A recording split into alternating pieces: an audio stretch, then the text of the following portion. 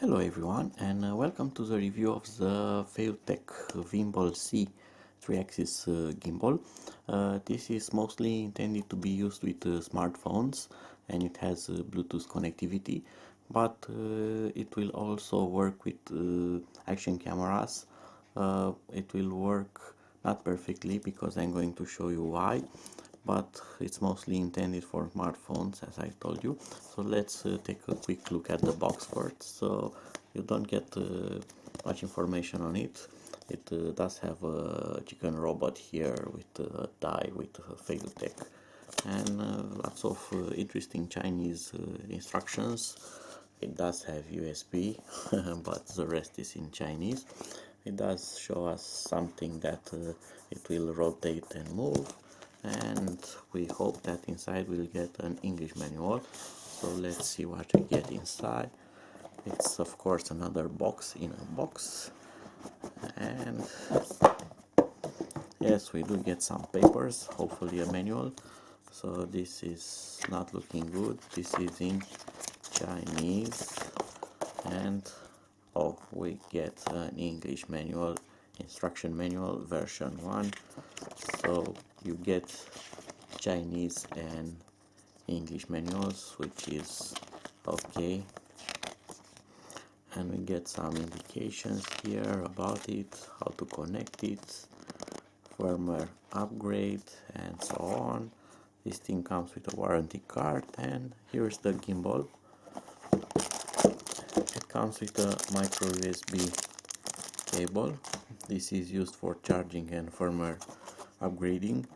You don't need a special interface like on FeiyuTech wearable gimbal. There you needed a converter to connect to USB to update the firmware. This one doesn't need that.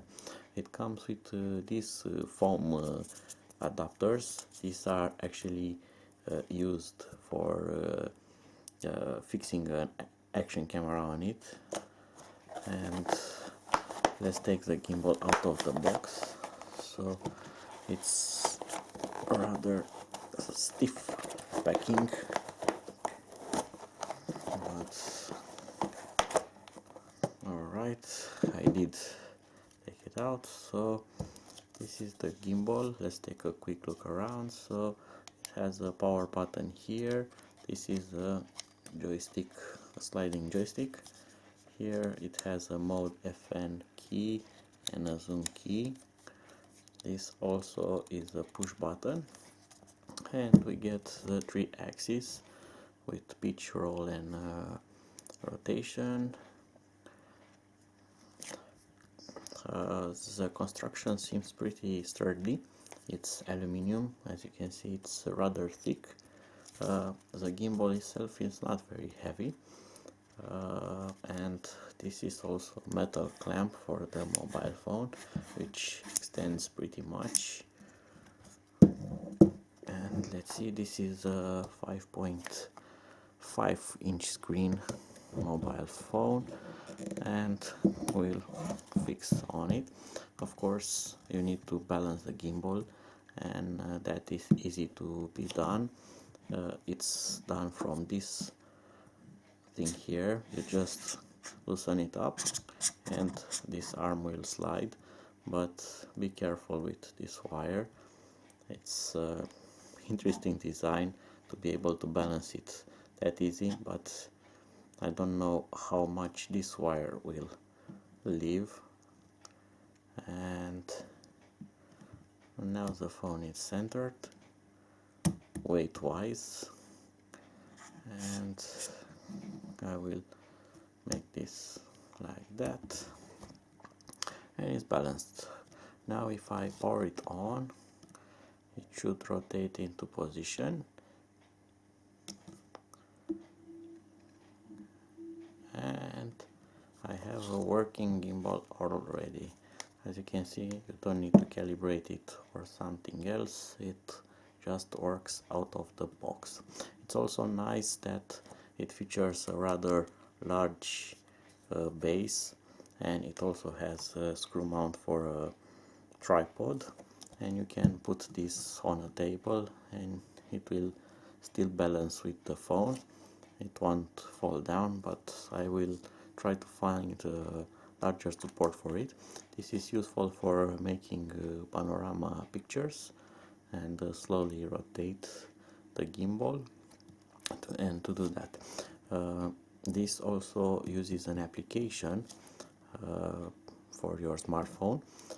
I have pre-installed it on a tablet because it's kind of complicated to film the mobile phone screen because it's smaller and it's on the gimbal and I need a weight on the gimbal, so I'm going to use the tablet to connect to the gimbal. So this has the Bluetooth started, the tablet has the Bluetooth started. I'm going to turn on the application and I'm going to select my type of gimbal, which is the Vimble, and connect gimbal, and it has already found it. I'm gonna click on that and connect the gimbal, and of course the tablet will show the image from its camera. This is meant to be on the gimbal, but I'm going to use it as a monitor for the gimbal options to see what we can do with the app. And I'm going to zoom in. So in the app you have some icons here. The first one is related to turning on or off the flashlight, but it does not seem to work. The next option seems to be face tracking. I need to set that in daylight with a subject to film on. The other one shows that it will return the camera, so it will switch from front camera to rear camera. And then we have this settings button where we have camera settings.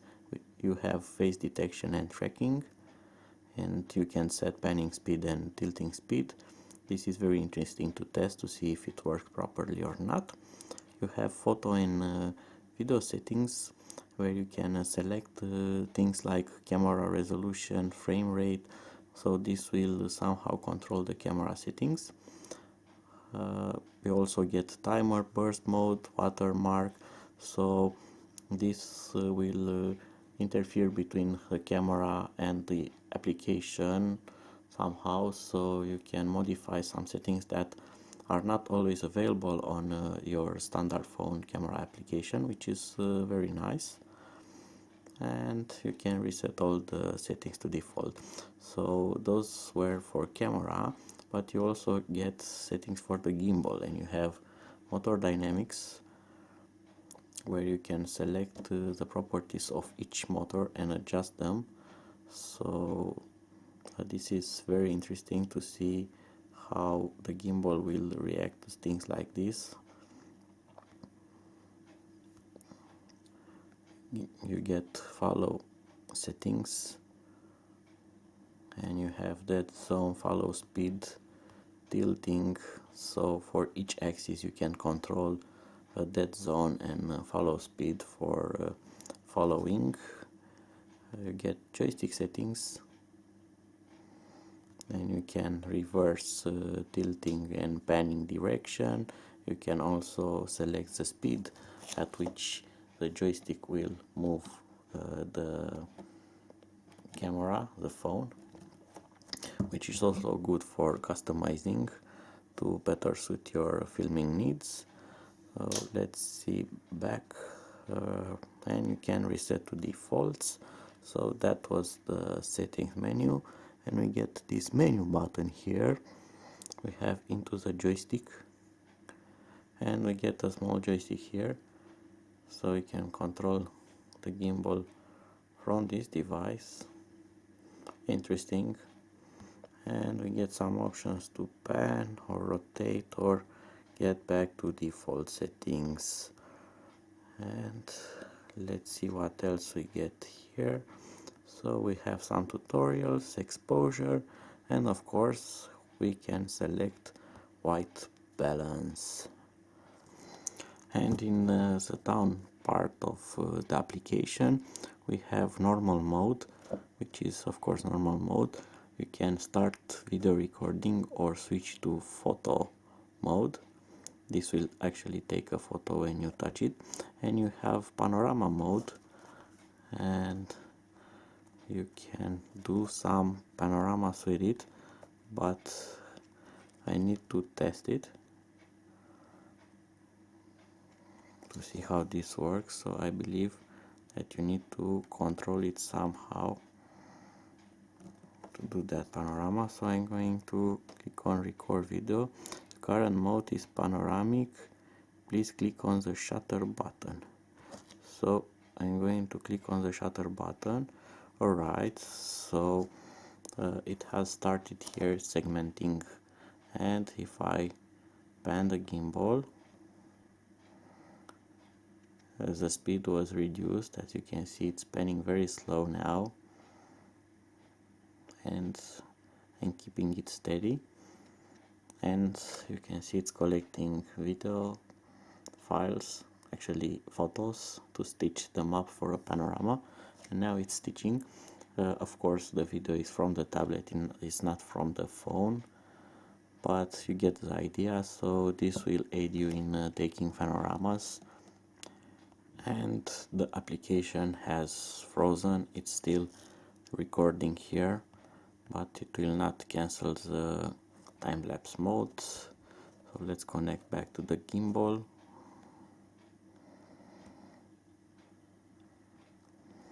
And it's now in normal mode.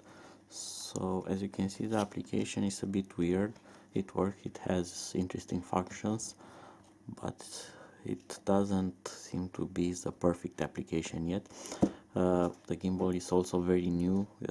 It has been on the market for about 1 month, and probably there are going to be several application updates and probably incoming firmware. This is also a very new unit. This was pre-ordered before it was available, so it's one of the first made units, but for a gimbal it works fine. There's some work to be done on the application, but I'm used of not using application too much, because my other gimbal is a wearable gimbal from Feiyu, and that doesn't come with any kind of application control. Now we're going to the camera, action camera issues and modes to use them. I've told you that it's not the perfect thing to be used with it, so I didn't shut it off completely. Now it's off. I'm going to take off the phone, and to use it with an action camera you need to install these so-called adapters, which goes like that on the phone clamp, and you are going to be using the action camera, and here the problem starts. For example, the shutter button will go under the clamp, so I don't really have access at pressing it. Only if I install it something like this, partially fixed, so I got access here. Also, if you want to use this as a viewfinder for the camera, so the lens will go through it, it's actually a good idea. But you are going to film the gimbal, you need to keep the gimbal in a position like that, so the camera will have free view. But with the E2 camera you are going to cover the microphone hole here with this foam adapter. So as you can see, it's not the perfect combination of using action cameras with this gimbal, but help is on the way. Probably there will be an adapter plate like on the Osmo gimbal, which will offset the camera to one side, and it will fix like a mobile phone here, and that plate will going to keep the camera somewhere like this, and will keep it out of the view of the gimbal, so you won't film your gimbal with it. And it's also going to clamp it properly without pushing its buttons or covering its microphone holes. So that is interesting to follow, because this would be a very nice gimbal, combo gimbal, to be able to use both the phone and an action camera. Let's also do a quick test with the camera and with some offset weight to see if the gimbal will balance if not properly balanced. So I'm going to power it on, and no problem there, no noise, no shake. It will stabilize the camera, it's working fine. And what's interesting about this is that it will detect some weird position, and if I go like that, it will turn the camera around. You can film yourself, you can do a selfie, and it will also rotate that way back. We can also make it landscape or portrait very easy. You just need to put a 30-degree angle that side and press this button here, and it will rotate like that. And now it's in portrait mode. You can film if you want to with a phone in portrait, and you can also go back very easily. So you can see it's interesting. It has some kind of logic, and it will enable you to use it very easily with regardless if it's a phone or action camera. The gimbal also has two working modes. They are lock and follow for tilt and panning. So you just press this button once, and you can either lock it into position and it will keep the target that you are filming, or you can make it follow your movements, so the camera will gently follow your tilt and panning command. Of course, it will smooth them out, and you can also select the speed of the movement from the application. But if you want to lock it into position, just do a quick press, and now the camera will keep that position. It will still rotate, but the tilting of the camera, it's locked and will remain that way. If you want to lock the panning axis, you can do that also, but you need to keep this button pressed. So as long as you keep it pressed, the rotation axis will also be locked. So now I have pressed it and I'm keeping it pressed, and you can see the camera will continue to follow my object in both axes. So tilting is also now locked, and rotate is locked. If I let it go, it will go to the mode that I'm in. This is with tilt locked, and if I short press it, it will be in follow rotation and tilt mode, and if I press the button, it will lock into that position. So you get a very nice combination of quick commands just by using one switch, and it's very accessible here like a trigger, so that comes in handy when filming. As a final conclusion before finishing this part 1 of the video, because there is going to be a part 2 with some footage taken with it, of course, I want to show you a few things here from the specification. Mainly is the usage time, which is estimated to be 5 hours of continuously working, which is very nice. The battery is not replaceable, it's internal, so you need to charge it inside. You cannot switch the batteries on the go, so if you run out of battery, you need to connect it to a USB. Probably it will charge and work, so you may power it with a power bank if you are on the go and still need to use it, but you cannot take the batteries out and replace them with fresh ones. so it has 420 grams, not including the smartphone. Here it has some specified phones, so that's about it. The manual is not very sophisticated, but it brings the most needed information.